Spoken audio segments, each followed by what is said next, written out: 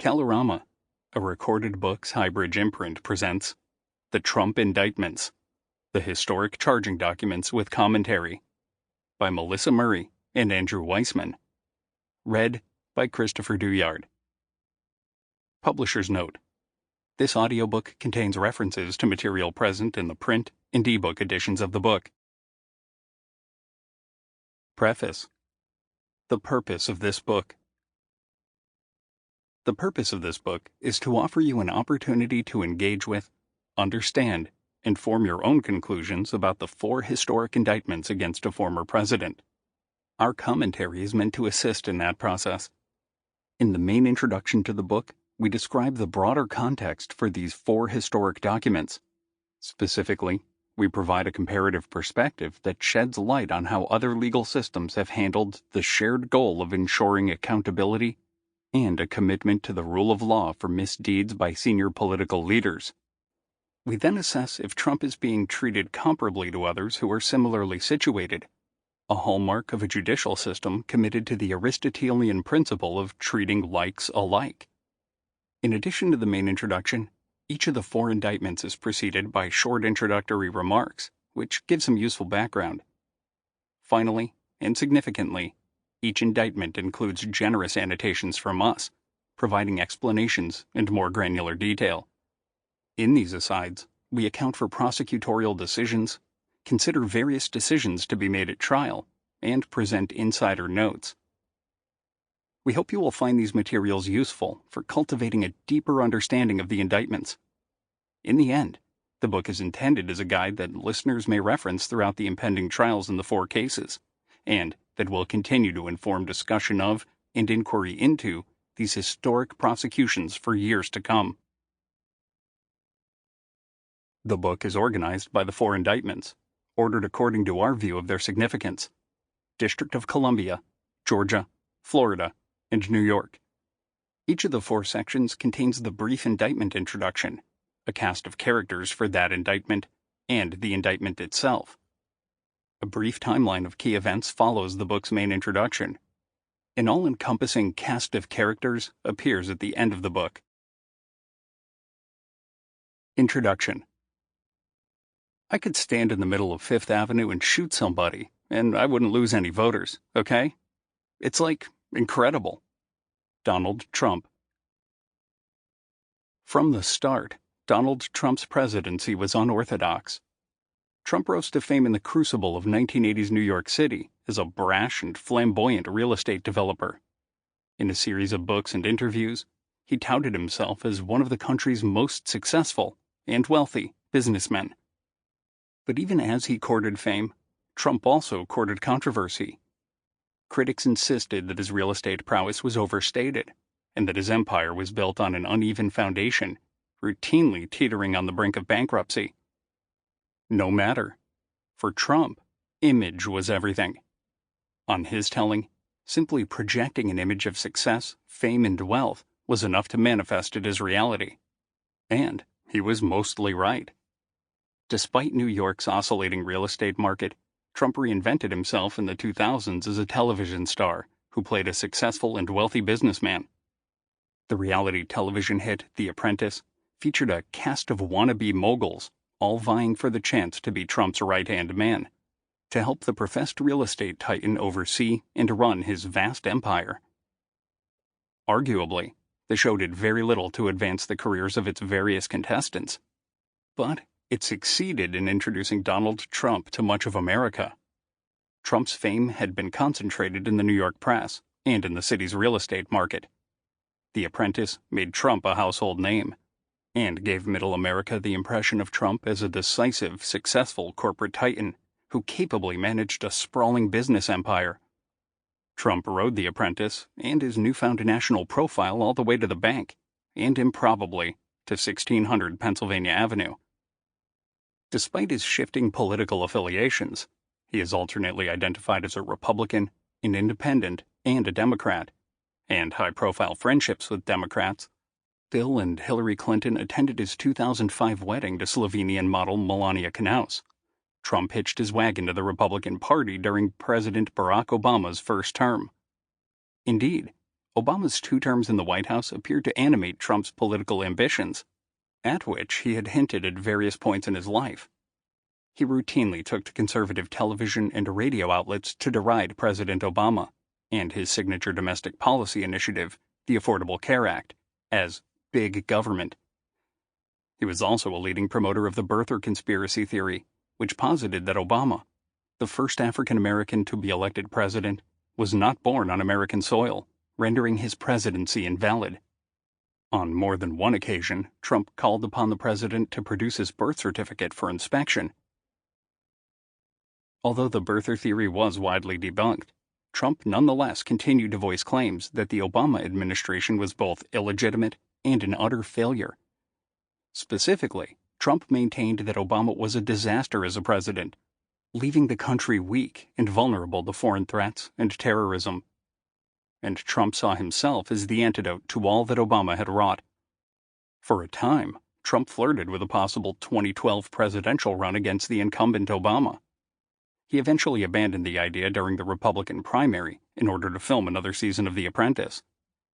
Notably, in his statement withdrawing from the primary, Trump insisted, without evidence, that his potential candidacy continues to be validated by ranking at the top of the Republican contenders in polls across the country. As Obama handily defeated the Republican nominee, former Massachusetts Governor Mitt Romney, cruising into his second term, Trump's criticism of the Obama administration grew louder. But notably, his critiques also focused on leading Republicans, whom he denounced for refusing to stand up to Obama. Over time, the tenor of Trump's broadsides, against Obama and against the Republican establishment, intensified. On Trump's telling, Obama had stoked racial resentment, opened the borders to Central American immigrants, bound the United States to the United Nations and multilateralism, and fueled the rise of the Islamic State. Trump's critiques quickly took root in the fertile soil tilled by the nascent Tea Party movement, which touted fiscal conservatism and smaller government, but also soon gave rise to a populist strain of nationalistic conservatism that resisted globalism, immigration, and Beltway elitism in favor of supposedly more homespun values. And in a stunning marriage of Trump's political ambitions and this ascendant populism, on June 16, 2015, Trump descended a golden escalator at Trump Tower in New York City to formally declare his candidacy for the presidency. To be sure, Trump was an imperfect vessel for the hopes of the rising populist tide. After all, he was an Ivy League-educated, twice-divorced city slicker who rose to fame as the scion of a real estate mogul. He bridged the divide between himself and his supporters with shared nostalgia for an America that they believed was disappearing from view, or had already been lost. Undergirding this nostalgia was an economic anxiety leavened with an unhealthy dose of racism and xenophobia. Despite his elite background, Trump intuited that he could unite a portion of the working class and the middle and upper classes by tapping into widespread fears that they were losing ground. It was not hard to stoke these anxieties. By the 2010s, the demands of globalization had led to the outsourcing of factory jobs to overseas workers, while spawning an information economy that prioritized higher education and elite expertise. For some, these shifts, coupled with the growing wave of immigration from the global South and demands for racial justice in the United States, concretized the sinking feeling that ordinary, that is, white, Americans were losing ground and losing their country. Trump would make America great again. On the campaign trail, he was plain-spoken, delighting crowds by refusing to be politically correct. He said the quiet parts out loud, mocking his critics, including a disabled journalist. Ripping a page from the 1968 Nixon campaign, he hammered on the need for law and order, raising fears of increasing urban crime and anti-American terrorism. In particular, he singled out Muslims, insisting that they hate America, and thus posed an existential threat to the nation and its citizens. If elected, he vowed to secure the nation's borders, deal harshly with criminals, and improve the economy. In short, he would abandon Obama's vision of global communitarianism in favor of a more insular commitment to America and Americans. He would put America first, allegedly restoring the nation to its earlier greatness, at home and abroad. After all, he was a winner. And under his leadership, America would once again be a nation of winners. For many, the Trump campaign, steeped in bombast and nativism, seemed doomed to failure. Hillary Clinton, the Democratic nominee and a former senator and Secretary of State, seemed poised to make history as the first woman to be elected president. Clinton herself was no stranger to controversy.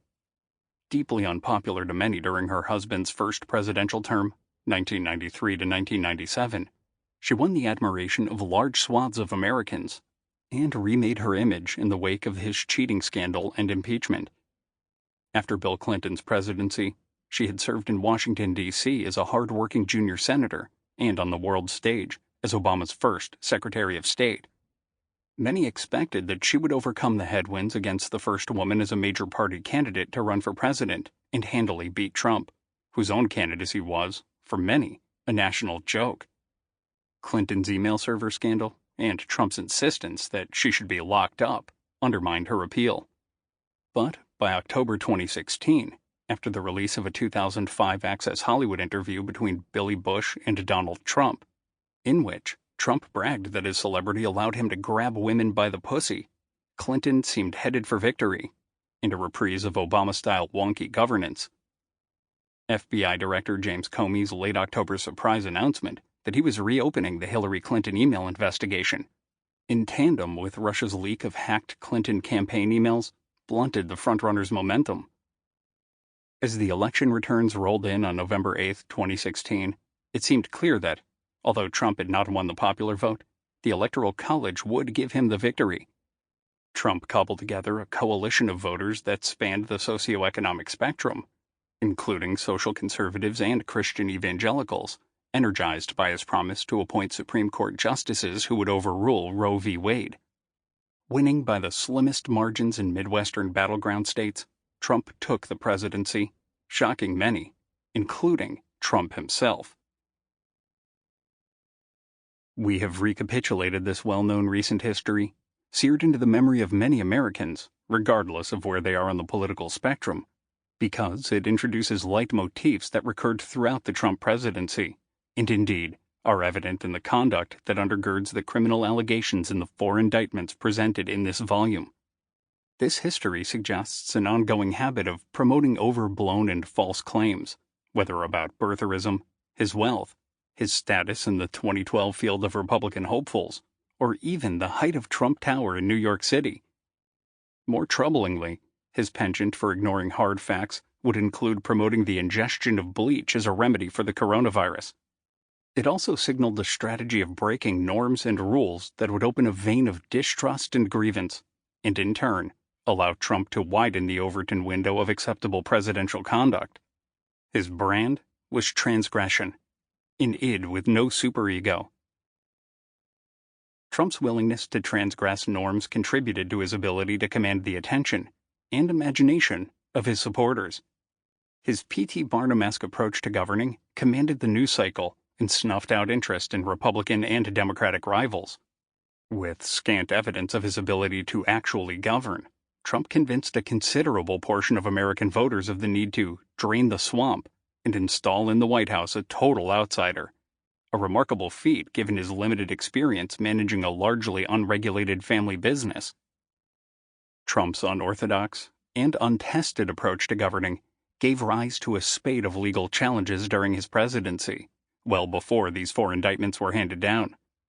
One cannot fully understand the genesis of the 4 indictments without examining the many legal skirmishes that punctuated the Trump presidency and the transition between the Trump and Biden administrations. From the start, Trump's inner circle of advisors was unusual, to say the least. Several of them, including Steve Bannon, Michael Flynn, Richard Gates, Paul Manafort, Peter Navarro, George Papadopoulos, and Roger Stone, later would face criminal liability. And Trump's own conduct was similarly atypical. The first 6 months of his presidency were shadowed by claims that he had improperly fired James Comey. Comey became nationally known when, as FBI director, he took the controversial step, in the run-up to the 2016 election, of alerting Congress that he was reopening an investigation into then-candidate Hillary Clinton's maintenance of a personal email server during her tenure as Secretary of State.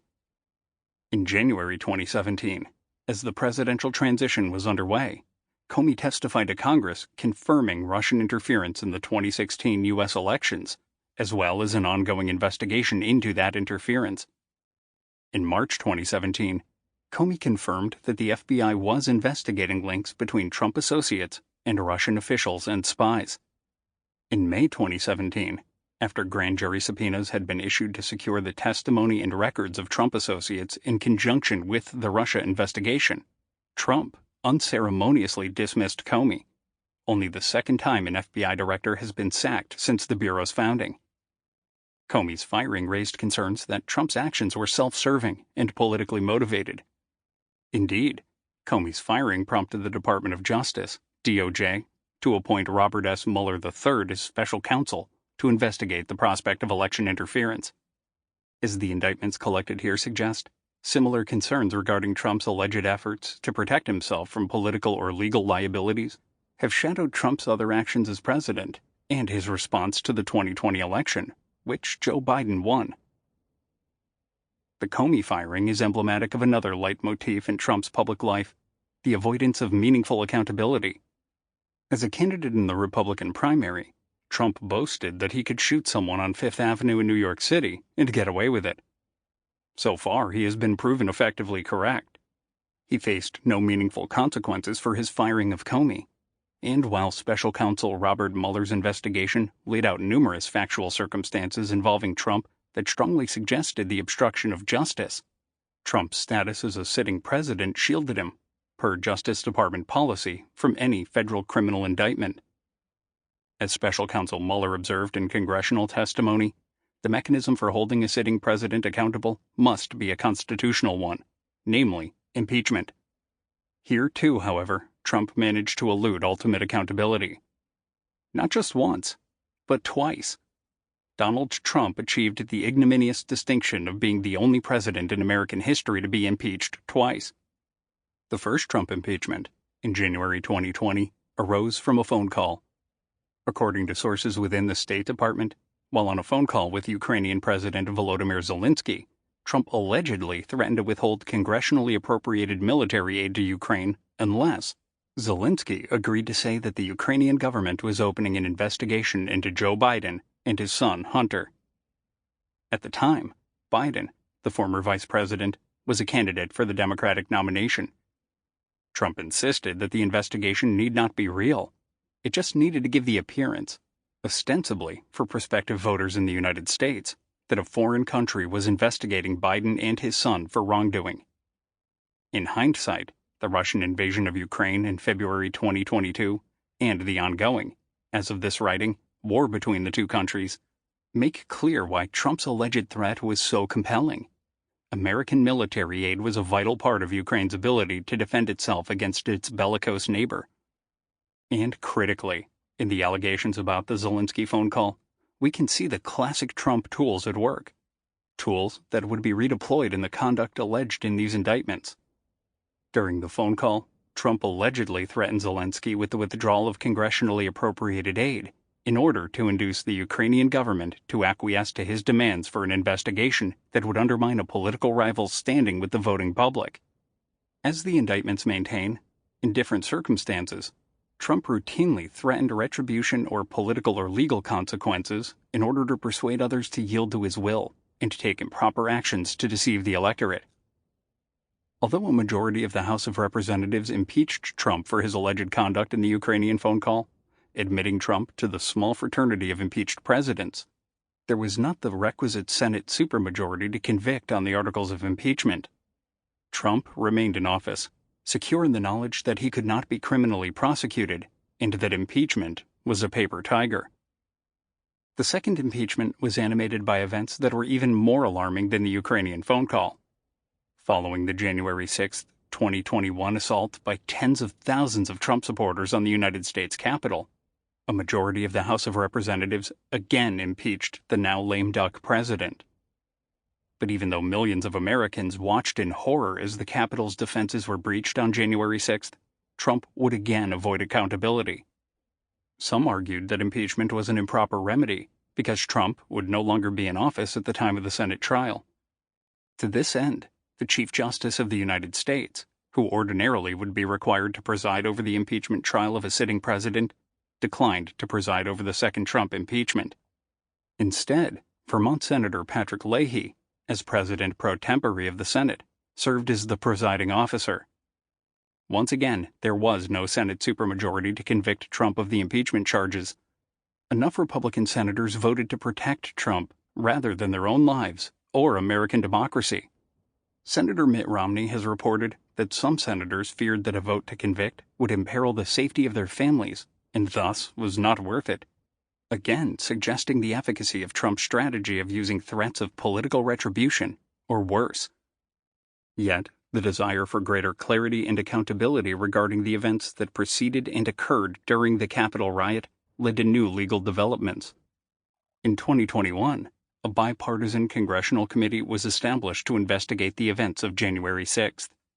After a series of widely watched hearings that revealed the scope of the plot to overturn American democracy, in December 2022, the committee released its final report, which included sworn testimony from many Trump allies as to efforts to manipulate the 2020 election. The committee thereafter made most of its witness interview transcripts and exhibits public. In addition, the committee referred certain individuals to the DOJ for criminal charges, including the 45th President of the United States, Donald Trump. The United States is venturing into uncharted territory with not one, but 4 criminal indictments of a former president for crimes alleged to have been committed before, during, and after his presidency. But we are not the first country to have faced the challenge of how to deal with corruption by its most senior elected officials. This challenge has arisen often in other countries, including allies that we consider to be, and refer to as, Western-style democracies. International comparisons offer at least 2 lessons. First, there is precedent for holding even former presidents to the rule of law without a country descending into what has been derogatorily referred to as a banana republic. The recent examples of such righteous prosecutions are thus instructive that what we are currently engaged in here in the United States is a difficult but normal part of being a nation of laws. Second, international precedents delineate what distinguishes a righteous prosecution of a political leader from a show trial of a political adversary, selected precisely because of the political threat the person posed to the regime launching the prosecution. We can compare the 4 Trump indictments in D.C., Georgia, Florida, and New York to determine which category they might fall into. That is, a righteous indictment or a show trial undertaken for political purposes. In short, the D.C. January 6th trial, the Georgia election interference case, and the Florida documents case all reflect charges that have a long precedent of being charged against non-political actors, and people that appear far less culpable than Trump. The New York case is the only one where there is a dearth of cases in which similar charges were brought against non-political actors, as we will discuss. International precedents. As Jack Smith knows well from his time as a lead prosecutor for the International Criminal Court, ICC, many countries have had to address alleged corruption and crimes by political leaders or former political leaders. The situation is not unusual, even though it poses unique and serious challenges. Consider some recent examples. France has prosecuted not just one former president, but 2 presidents and 1 prime minister. Most recently, Nicolas Sarkozy, French president from 2007 to 2012, was charged with and convicted of illegally financing his presidential campaign, as well as bribing a judge. He is awaiting yet another trial for more corruption and campaign financing crimes related to allegations that his campaign received illegal funds from Libya, among other charges. And in a common playbook we may soon see in the United States, Sarkozy has been able to delay serving time in jail by appealing his criminal convictions. In bringing those charges, French prosecutors could draw on their country's experiences, having prosecuted successfully former French President Jacques Chirac, 1995 to 2007, for illegal diversion of public funds, and French Prime Minister François Fillon, 2007 to 2012, who was sentenced to 4 years in prison for embezzlement. Lest one think France unique among European Union countries, turn to the East. German President Christian Wolff, 2010 to 2012, was charged with corruption and was acquitted in 2014. But that victory was cold comfort for him, as he had resigned in 2012 as a result of allegations that he accepted various financial gifts when he was governor of one of the German states. And many listeners will recall the criminal case brought against Italian Prime Minister Silvio Berlusconi, who served from 1994 to 1995, 2001 to 2006, and 2008 to 2011.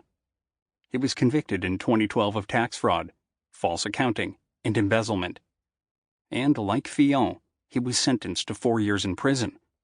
At the time of his death, Berlusconi was awaiting trial for inducing people to lie while he was prime minister. European nations are not alone in the criminal prosecution of political leaders. Israel has seen Prime Minister Ehud Olmert, 2006 to 2009, charged, convicted, and imprisoned for fraud, corruption, and obstruction of justice. And of course, the current Prime Minister, Benjamin Netanyahu, 1996 to 1999, 2009 to 2021, 2022 to present, is, as of this writing, facing charges of bribery and fraud in 3 cases. In the prosecution of Argentinian leader Cristina Fernández de Kirchner, President 2007 to 2015, Vice President 2019 to present, she was not simply convicted in December 2022 of corruption for awarding of public works during her presidency and sentenced to 6 years in jail. She was also disqualified from holding further public office, a question the United States now faces. We could go on. Presidents or prime ministers in Brazil, South Korea, and Taiwan have all been recently and successfully prosecuted for a host of crimes. A chart should be illuminating. Country: Brazil. Name: Luiz Ignacio Lula da Silva. Office: President 2003 to 2010. President 2023 to present. Convicted in 2018 of taking bribes from engineering firms in return for public contracts. Spent 1.5 years in prison. Convictions were annulled in March 2021 for lack of jurisdiction. In April 2021, the Brazil High Court confirmed the annulments, paving the way for a new presidential run. Re-elected president in 2023. Country: Japan. Name: Kakue Tanaka. Office: Prime Minister, 1972 to 1974. Convicted in 1983 of accepting a $1.8 million bribe from the Lockheed Aircraft Corporation during his 1972 to 1974 term in office. Sentenced to 4 years in jail and a fine of 500 million yen.